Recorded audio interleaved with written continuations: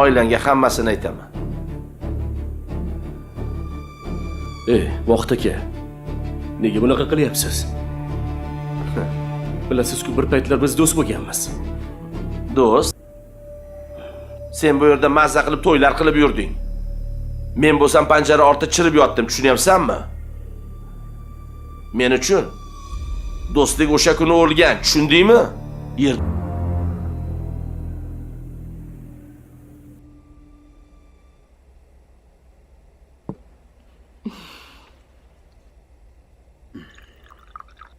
Ovqating shirin chiqibdi. Ovozing yumshadi. Avval uyga kirsam har kuni janjal, shikoyat, shunaqa narsalar bo'lardi. Endi tinchlik. Bu qilgan qilmishlaringdan keyin to'g'risi yuzingga ham qaragim kelmay qoldi. Sizni ayblamayman. Men sizni ham, bolalarimni ham, ko'pchilikni rosa azobladim. Ketdiysanmi? Endi ketmayman. Gargan. Bir yaxshi ayolni ko'ryapman. Biz qaytadan boshlaymiz. Bolalarimiz bor-ku axir. Ke.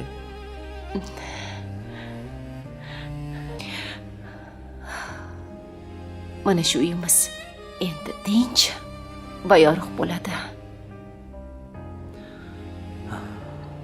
Bolalarimiz baxtli o'sadi. Shunday bo'lsin. Qayerdasiz? Voy. Asal? Oyi, Qizim? Ha, bolam. Nima bo'ldi? qo'rqdim. Qo'rqdingmi? Yomon tush ko'rdingmi, bolam? O'zim ertaga aytib beraymi? Ha. Ketdik, birga uxlaymiz, ha? Yur, bolam.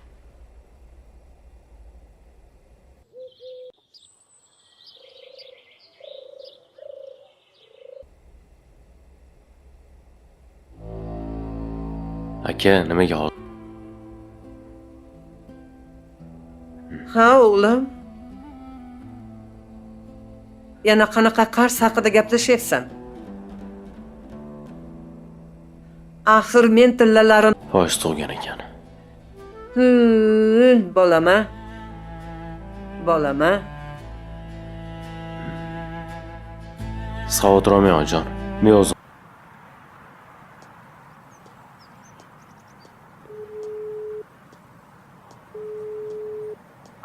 Alo, Dilbar? Ha? Senga bitta ish bor. Bu juda oson, juda oddiy. Sen o'zing atiringdan Nodirni kiyimiga sepib qo'yasan. Keyin bitta ro'molchangni ham qoldirib qo'yasan. Aytgan buzilgan odam, singan odam. Singan odamdan esa pulini olish juda ham oson bo'ladi. Buni gunohi menga urmaydimi ish qilib? Har qalay u ayol yaxshi tushundim. Xo'p.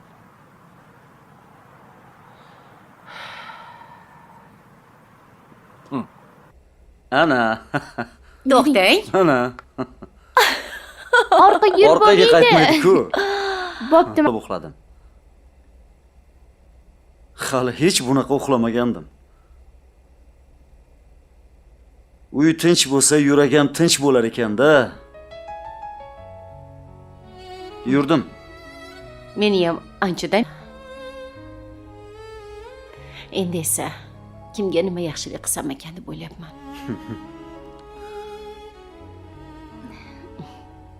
Oyi, bugun maktabimizda insho yozyapmiz.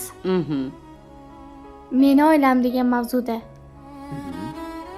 Men siz haqingizda yozmoqchiman. Qanday o'zgarganingizni-da? Yo'q. Muallimim doim aytardi. Yiqilgan emas, tura olmagan tutqizadi deb. Siz yiqildingiz, lekin turdingiz. Men siz bilan faxrlanaman, oyi. Qara. Mayli. O'ynaysanmi sen? Ikki kishigami? Mayli, mayli. Siz shuncha olib Juda ham qiyin ahvolga hozir Men Ba'zan odamning eng katta dushmani unga yomonlik qilgan inson emas, balki ichida yillar davomida ko'tarib yurgan og'ir alam bo'ladi. Bu qism ham aynan shu haqiqatni yurakka sanchib qo'ydi. Bir tomonda kechirim tufayli yana tirilayotgan qalblar bor. Boshqa tomonda esa o'tmishning qora qo'li bugungi tinchlikni bo'g'ishga yaqinlashmoqda.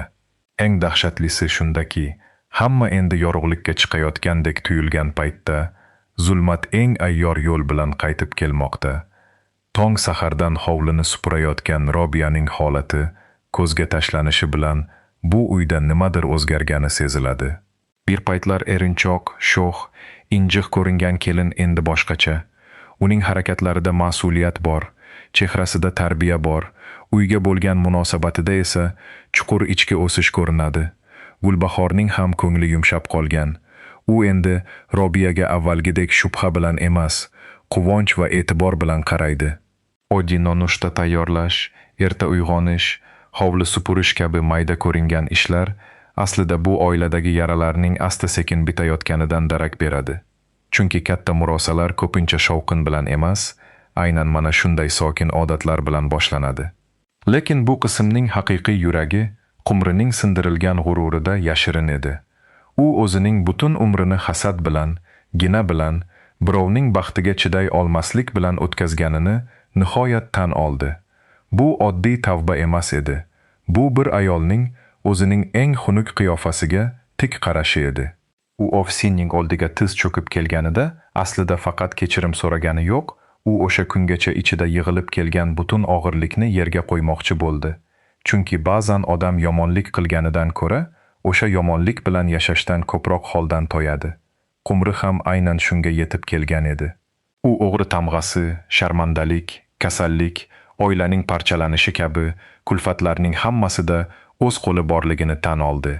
Eng achinarlisi, u yillar davomida o'zini kuchli deb yurgan bo'lsa ham, aslida eng zaif joyi aynan hasad ekanini kech anglab yetdi. Ovsinning javobi esa bu qismdagi eng buyuk ruhiy g'alaba bo'ldi.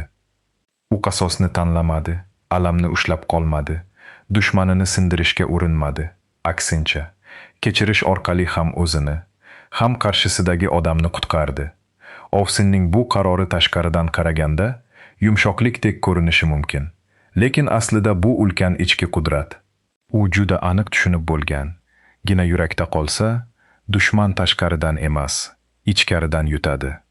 Qumrini kechirish bilan u faqat bitta ayolni kechirmadi. U o'zining ruhini zahardan tozaladi. Shu sabab ularning quchoqlashuvi oddiy yarashuv emas, butun bir oilaning qutulish yo'li edi. Bir paytlar bir-birining hayotini zaharlagan ikki ayolning opa-singildek kulib turishi bu serialdagi eng kuchli ramzlardan biriga aylandi.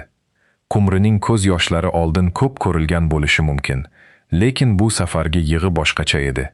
Bu safar u o'ziga achinib yig'lamadi. Bu safar u qilgan yomonliklarining yukidan ezilib yig'ladi. O'sha bir og'iz tan olish ichida butun umr yashirilgan haqiqat bor edi. Odamnigina emas, kechirim yengillatadi. Shu nuqtada bu qism insonning ichki islohoti haqida juda katta gap aytadi. Odam jazo bilan emas, ko'pincha unga ko'rsatilgan rahm bilan o'zgaradi. Ovsinning bir kosalik mehridan Qumrining yillik g'ururi qulab tushgani bejiz emas. Unga dars bergan narsa qahr emas, bag'rikenglik bo'ldi. Uy ichidagi boshqa bir mayda voqea esa jim turib ham yurakni o'rtaydi. Robiyaning onasidan qolgan ro'molning tasodifan boshqalarga berib yuborilgani oddiy buyum yo'qotish emas. Bu uning xotirasiga, onasining iziga, yolg'iz qolgan bolalikning bir parchasi bo'lgan narsa edi. U ro'molning qadri yangisiga almashtirib bo'lmaydigan his bilan o'lchanadi. Gulbahor esa tartib intizom niyatida ortiqcha narsalarni yig'ishtiraman deb, aslida Robiyaning yuragidagi eng nozik joyga tegib qo'ydi. Shu sahna juda katta ma'no beradi. Chunki bir oilada tinchlik qaytayotgan paytda ham odamlarning qalbidagi izlar birday tuzalmaydi. Biri uchun eski mato bo'lib ko'ringan narsa, boshqasi uchun butun bir o'tgan umrning hidi bo'lishi mumkin. Robiyaning indamay ezilishi uning hali ham ichida katta bo'shliq borligini ko'rsatadi. Kamilning shu vaziyatni yumor bilan yumshatishga urinishi esa uning oilani ushlab turadigan tabiatini ochib beradi. U qo'pol gap bilan emas, hazil bilan keskinlikni sindiradi. U o'z ammasining injiqligini ham, Robiyaning og'rig'ini ham ko'rib turibdi. Shuning uchun gapni yumshatib, havoni ilitishga harakat qiladi. Bu juda kichik detal bo'lsa-da, katta ma'no beradi. Chunki uyda doim janjalni kattalashtiradigan emas, uni mayin yo'l bilan pasaytiradigan odam bo'lsa, o'sha oila yiqilmaydi. Kamilning o'rni ham aynan shunda seziladi. Ammo qismning eng xavfli chizig'i Nodir tomonda ochildi. U bir qarashda oddiy qassob, mehnat qilib oilasini boqayotgan, homilador xotinining tashvishi bilan yugurayotgan erkakday ko'rinadi. Lekin uning ortidan o'tmish sudralib kelmoqda. Vaqtakaning qaytishi bilan Nodirning butun osoyishtaligi ostidan eski chirkin sirlar bosh ko'tardi. Bu uchrashuv tasodif emas, bu o'tmishning hisob-kitob so'rab kelishi. Vaqtaka qamoqda o'tirgan yillarini unutmagan. U o'sha temir panjara ortida yolg'iz qolganini, hech kim yo'qlamaganini, o'zi kuygan paytda Nodirning yangi hayot boshlab yuborganini ichida yillar davomida yig'ib kelgan. Uning qalbida alam bor, ammo bu alam endi adolat qidirayotgan odamning dardi emas. Bu alam qasosga aylangan, pulga aylangan, boshqalarning hayotini sindirib huzur topadigan qabohatga aylanib ulgurgan. Nodirning qo'rquvi juda seziladi, chunki u endi yolg'iz emas. Uning onasi bor, homilador xotini bor, hali tug'ilmagan farzandi bor. U o'tmishdagi xatolari allaqachon ortda qoldi, deb o'ylab yashayotgan edi. Lekin o'tmish hech qachon o'zi bilan kelmaydi. U doim eng og'riqli joyni nishonga olib qaytadi. Vaqtaka ham aynan shuni qilyapti. U Nodirning cho'ntagidagi pulni emas, yuragidagi tinchlikni talab qilyapti. U oilani buzib, odamni ichidan sindirib, keyin undan foyda olish mumkinligini juda yaxshi biladi. Shu sabab uning rejasi oddiy tahdid bilan tugamaydi. U Nodirning zaif joyi pul emas, oilasi ekanini anglab bo'ldi. Nodirning yana bir qarz egasi bilan bo'lgan og'ir suhbatlari esa uning ustida qamal halqasi torayib borayotganini ko'rsatadi. Foiz ustiga foiz qo'shilib, muhlat qisqarib, bosim kuchaymoqda. U esa bir tomondan homilador xotini, bir tomondan onasining ishonchi, bir tomondan ro'zg'orning uyati orasida siqilib qolgan. Erkakning eng katta fojiasi ba'zan u pul topolmagani emas, qo'rquvini hech kimga aytolmagani bo'ladi. Nodir ham hozir aynan shu ahvolda. U halol yashamoqchi, lekin har tomondan gunohli yo'llarning soyasi uning ustiga tushmoqda. Vaqtakaning Dilbar bilan tuzgan rejasi esa bu qismning eng iflos, eng sovuq joyi bo'ldi. Begona atirni erkakning kiyimiga sepish, begona ro'molcha qoldirish, telefon qo'ng'iroqlari bilan gumon uyg'otish. Bu oddiy fitna emas. Bu bir oilaning tomiriga zahar yuborishdir. Eng jirkanch tomoni shundaki, ular haqiqiy xiyonat kerak emasligini bilishadi. Ba'zan bitta hid, bitta ro'molcha, bitta shubha butun uyga olov tashlash uchun yetadi. Ular aynan shunga ishlashmoqda. Ayolning rashki, erning sirli yurishi, uy ichidagi ishonchning sinishi. Bularning hammasi pul undirish uchun vositaga aylanmoqda. Bu yerda sevgi ham, homiladorlik ham, oila degan muqaddas tushuncha ham bir necha pullik o'yinga aylantirilmoqda. Qismning eng dahshatli nuqtasi ham mana shunda. Bir tomonda kechirim bilan o'zgarayotgan uy bor. Boshqa tomonda esa bu yorug'likni qaytadan o'chirib qo'yishga tayyor qora qo'l. Ofsin bilan qumrining yarashuvi, bolalarning quvonchi, shaxmat yonidagi kulgilar, xotirjam uyqu, tinch dasturxon, bularning bari uzoq kutgan baxtning hidini olib keladi. Hattoki qumrining endi kimga yomonlik qilaman emas, kimga yaxshilik qilaman deb o'ylayapman degan ichki o'zgarishi ham chinakam nurli burilishdir. Uning qizi ona haqida insho yozib, aynan shu o'zgarishni ibrat sifatida ko'rishi esa juda katta ramz. Demak, ayolning tavbasi faqat o'zini emas, farzandining dunyoqarashini ham davolayapti. Bolalar endi onasini uyat emas, ibrat deb ko'ra boshlayapti. Bu esa har qanday jazodan kuchliroq natija. Lekin odamning yuragi yengillashib ulgurmayoq, hayot boshqa eshikdan sinov olib kiradi. Asalning yomon tush ko'rib uyg'onishi ham bekor detayl emas. Uyda katta gap bo'lmagan paytda bolalarning yuragi ko'pincha kattalar sezmayotgan xavfni sezadi. Uning onasiga yopishib, tinchlik izlagani, bu oiladagi bolalar ham hali to'liq xavfsiz his qilmayotganini ko'rsatadi. Ular kulishmoqda, o'ynashmoqda, ammo kechagi zulmatning izi hanuz havoda bor. Qism davomida Marjonaning sog'inch bilan qilgan qo'ng'irog'i ham alohida dard olib keldi. U uzoqda bo'lsa-da, onasining ovozidan g'amni sezyapti, uyidagi mehrni sog'inyapti. Bu chiziq ham serialga chuqur ma'no beradi. Chunki ayriliq faqat yo'qlik emas, u oilaning qiymatini yanada ravshanroq ko'rsatadigan oyna. Uydagilar bir-biridan uzoqlashgan sari ichidagi mehr va yaralar yanada aniqroq ko'rina boshlaydi. Bu qism shuni juda kuchli aytib o'tdi.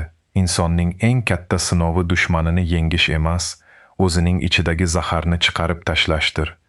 Qumri buni uddalay boshladi. Ovsin buni allaqachon anglab bo'ldi. Kamil oila degan narsani kulgu va yengillik bilan asrayapti. Lekin Nodirning ustiga kelayotgan balo bu uylarning tinchligini qaytadan sinashga tayyor turibdi. Hozircha hamma bir dasturxon atrofida bir-birini tushunayotgandek, ammo ichkarida ko'rinmayotgan qo'rquv bor. Nodirning sukuti, Vaqtakaning sovuq hisobi, begona atirning hidi, ro'molcha bilan boshlangan fitna, bularning hammasi hali portlamagan, ammo allaqachon harakatga tushgan falokatdir. Oksirida shaxmat o'ynab, kulib, bolalar bilan birga tinch dam olayotgan oila manzarasi juda iliq ko'rinadi. Ammo bu iliqlik ortida tomoshabin yuragi titrab turadi. Chunki ba'zan eng osoyishta lahzalar bo'ron oldidan keladi. Bir uy kechirim bilan tuzalyapti, boshqa bir uy esa sir va qarz bosimida yorilishga yaqinlashmoqda. Va aynan shu qarama-qarshilik bu qismni juda ta'sirli qiladi. Bir tarafda bag'rikenglik odamni qayta tiriltirayotgan bo'lsa, boshqa tarafda qasos odamlarni tiriklayin sindirishga shay turibdi.